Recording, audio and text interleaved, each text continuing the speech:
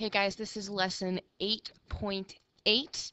This should be pretty much only section 1 watching this for Friday, March 15th. Hopefully you have already watched 8.7 with the Battle of Britain and done the Google Docs and all of that, and I just have a little bit left. So your take 5.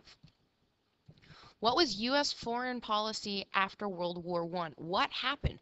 Who was the president? Think of that. You can look back in your notes if you need to. But what was going on with U.S. foreign policy after the end of the First World War? Okay, take a second, write down some ideas.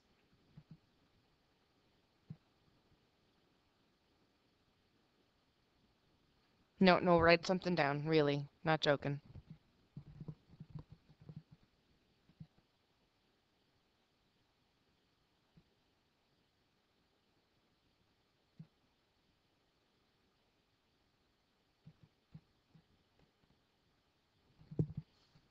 Okay, so U.S. foreign policy following World War I. President Woodrow Wilson, he originally was elected because he said, hey, I'm going to keep the United States out of war. But then they were forced to join with the Zimmerman Telegram and unrestricted submarine warfare. He comes up with the 14 points, one of which is the League of Nations. And at the Treaty of Versailles, everyone wants revenge. Wilson says, no, the U.S. will go back to being neutral. We do not want to be involved in Europe's problems. Leave us alone. We'll leave you alone. Okay, so we'll talk about how the U.S. joins this war. That's going to happen hopefully, in 1941. But before we get there, we are going to talk about the London Blitz. So get your notes ready. So the Blitz is usually referring to the Blitz of London during World War I. Now, there is a difference between Blitzkrieg in Poland that we talked about. Remember, that is September 1939. Hitler is going to invade Poland using troops with tanks and using speed and also using air cover. Blitzkrieg means lightning war. This also is called Blitzkrieg. We just shorten it to Blitz. It's not using tanks, but it is primarily using the Air Force or Luftwaffe. It's lightning because there's so many bombs dropping there. It feels like flashes of light. So when we talk about Blitzkrieg in Poland, we use the full word. When we're talking about specifically England and London, we talk about just the Blitz. Okay? This war is progressing. We've gone past the Battle of Britain where it's just the two air forces fighting each other. The British Air Force, the Royal Air Force, RAF, decides they are going to start bombing very specific locations in Germany. They are going to bomb supply depots. They're going to bomb airplane warehouses and factories. They are specifically going to try and hurt the German war machine and the German economy. So they have taken this tactic that if you hurt the economy enough, that the army will not be able to function. It's sort of what happened in World War I, that the German economy was so weak they could not support the army any longer. So that's exactly what's going to happen during the early, late 1939, 1940 from the Royal Air Force. Hitler, however, and the German generals have a slightly different idea.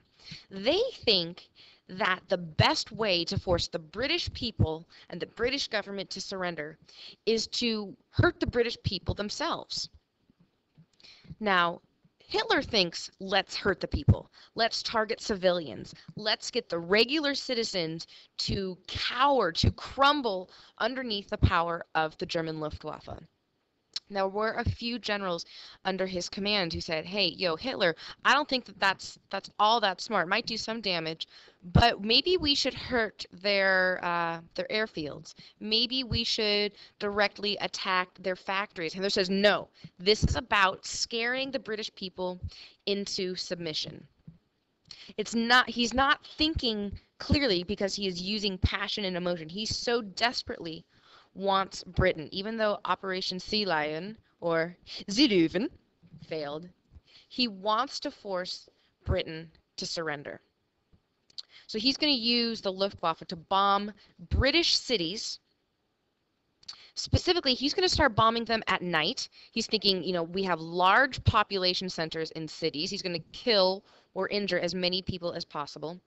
He's going to do it at night because it's even more scary. Because the Battle of Britain had been taking place almost entirely during the day. You could look up and see the RAF and the Luftwaffe fighting.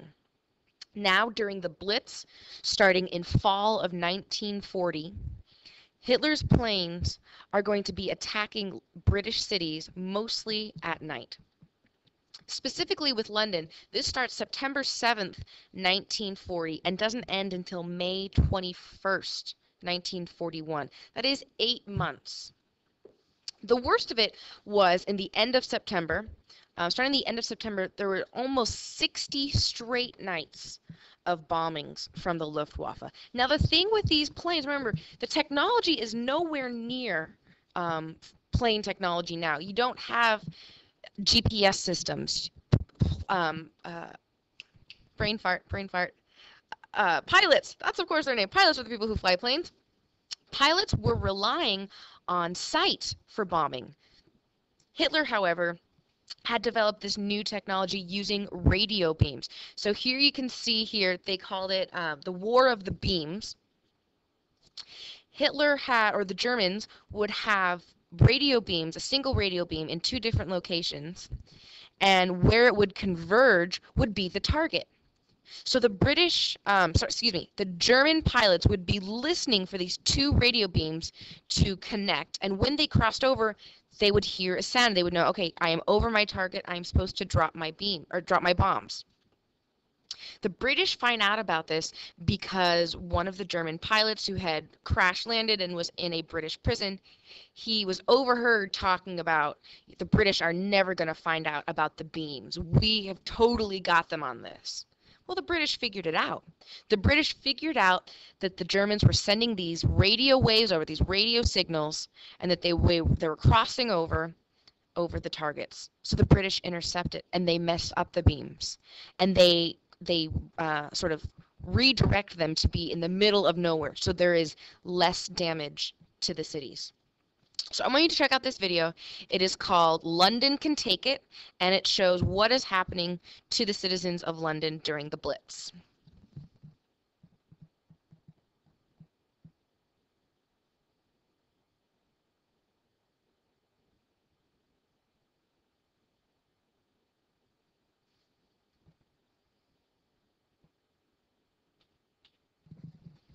So one major theme in the Blitz in London is morale was actually pretty high because everyone is going to pitch in, everyone is going to work together until we are able to defeat Hitler.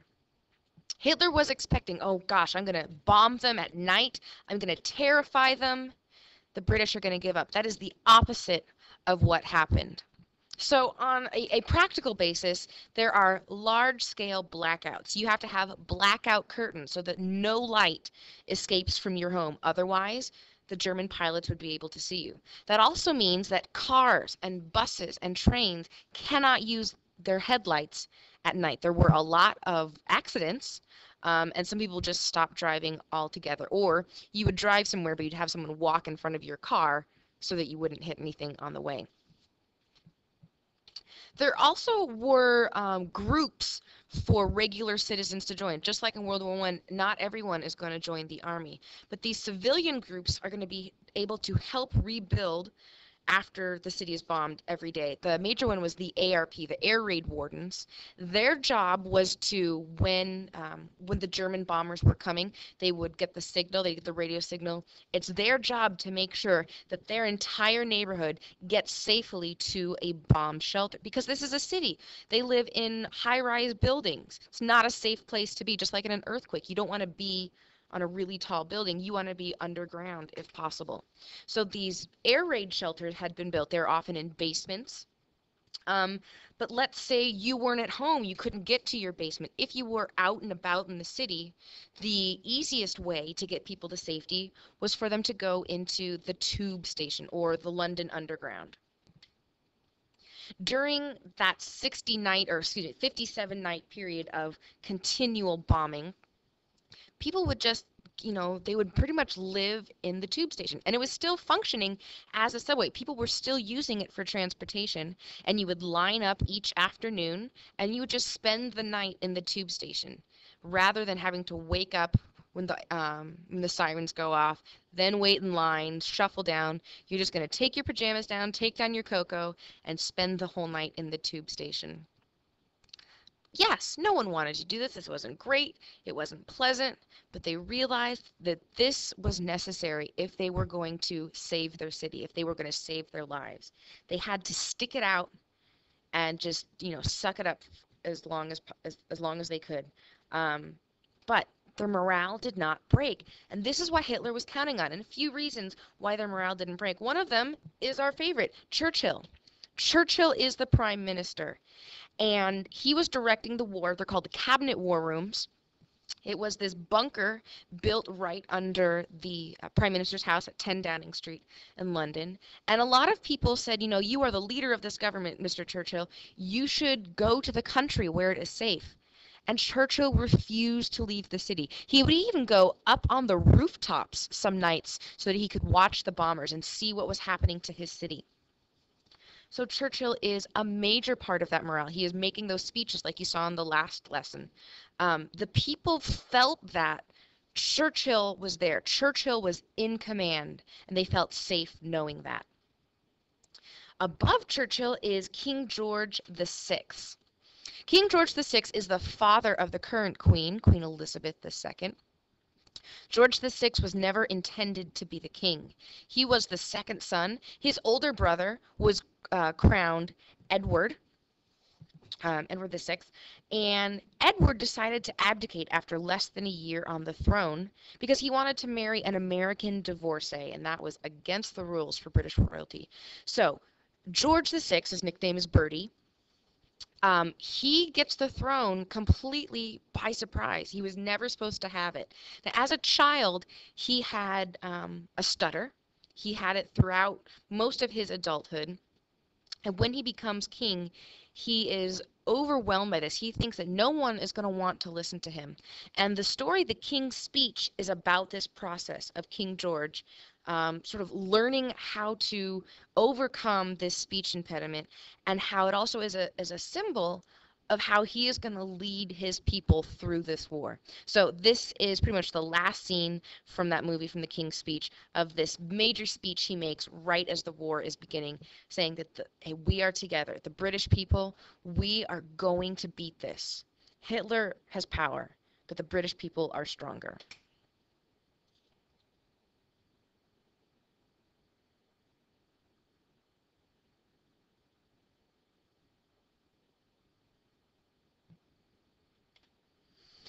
So here you can see the king and queen. We have George VI and his wife Mary, going to be called the Queen Mother.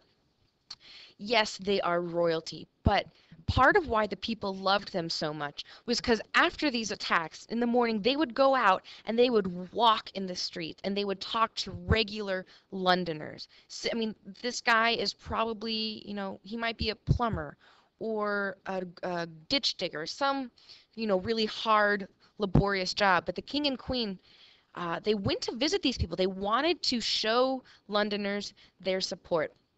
Now, sorry, this is not Queen Mary. This is Queen Elizabeth. She has the same name as her daughter.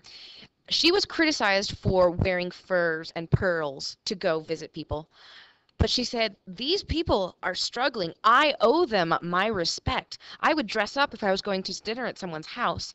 I want to show these citizens my respect, that I respect what they are going through. And she did that by wearing nice clothes. Now, I'm sure all of you are familiar with the Keep Calm and Carry On posters, and I know that Mrs. E's advisory has their sweatshirt.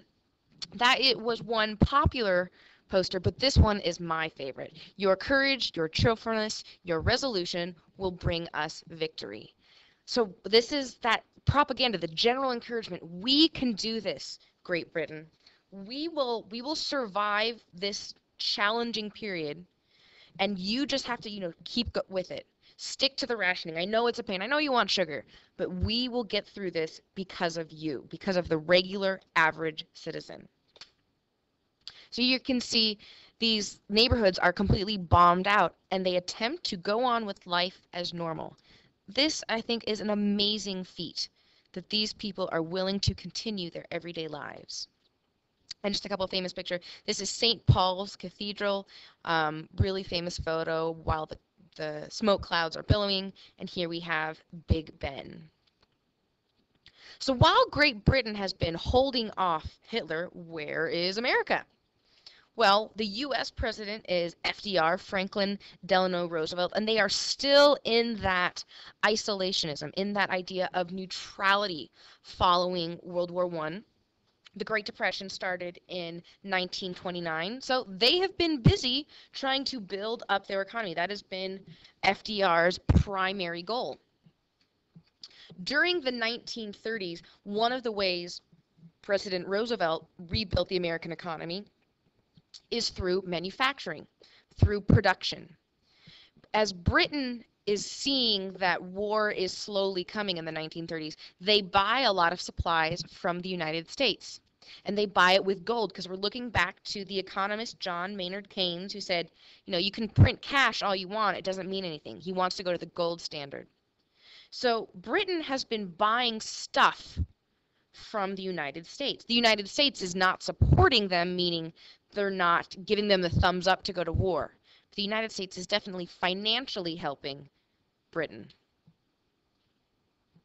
By 1940, the U.S. sees that war is coming and starts producing more. They say, hey, we're neutral. We're not involved in this thing. We might be able to make some money, turn a profit. But also, at the same time, they realize that they are not going to be able to stay neutral for long. They are starting to train soldiers. Think ahead about training, about production of planes, uniforms, aircraft carriers, all of that. Winston Churchill at this time has been sort of talking to FDR, hey, can you help us anymore? We have run out of cash. Britain has run out of gold to pay you, but we still really need your help.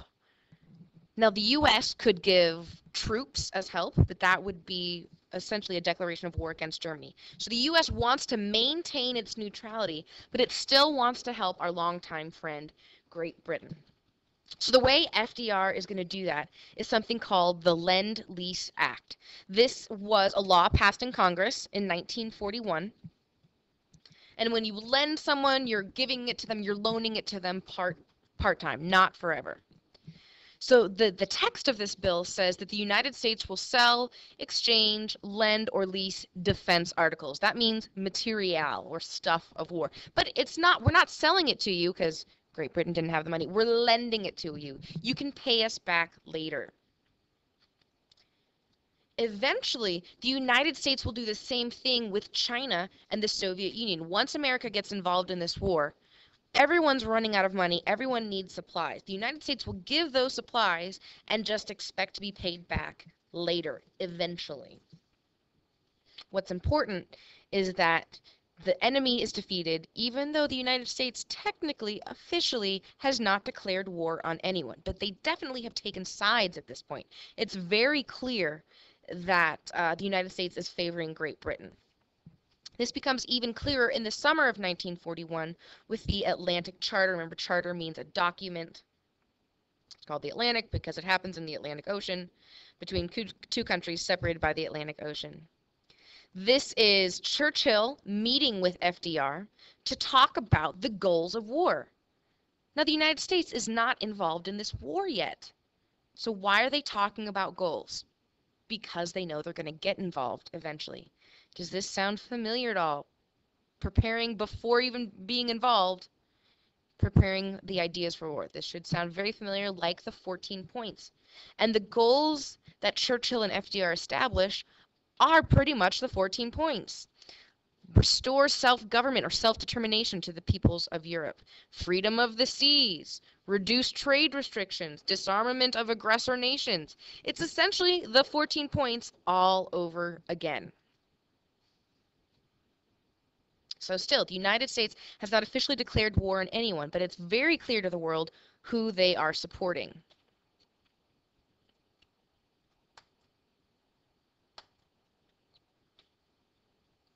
Now the Axis, that means Germany, Italy, and now Japan, they see the Atlantic Charter as, oh, America is officially creating an alliance with Great Britain. Now it's called the Axis because if you look at a map, Berlin and Rome are almost sort of in a direct line or on an axis, and then Japan added to that. That is Emperor Hirohito. So they are looking at America's involvement and they're starting to get wary. They're starting to wonder, well, why don't they just attack? Why don't they just get involved?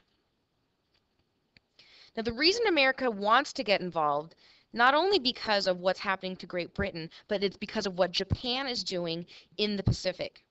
Japan is encroaching on a lot of American territories, like the Philippines, like a lot of those island nations like Guam, that belong to are part of American territories.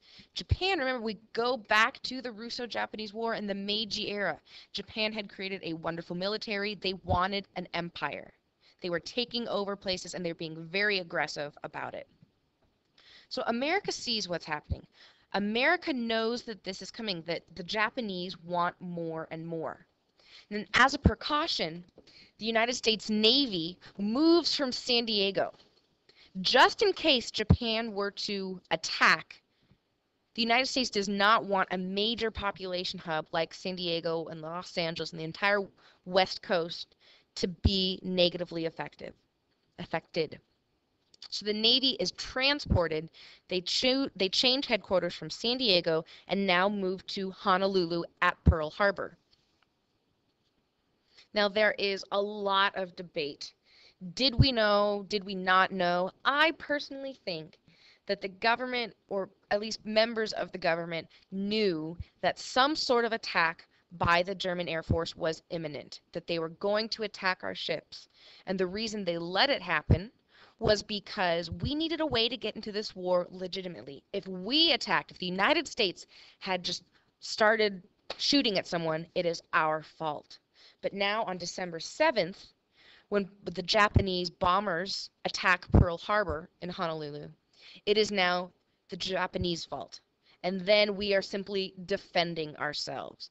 So a lot of people disagree with it, but it's sort of a public relations thing. We don't want to look like we're the aggressor nation, but we do want to get in this fight. So Pearl Harbor is December 7th, 1941, which FDR says is a day which will live in infamy.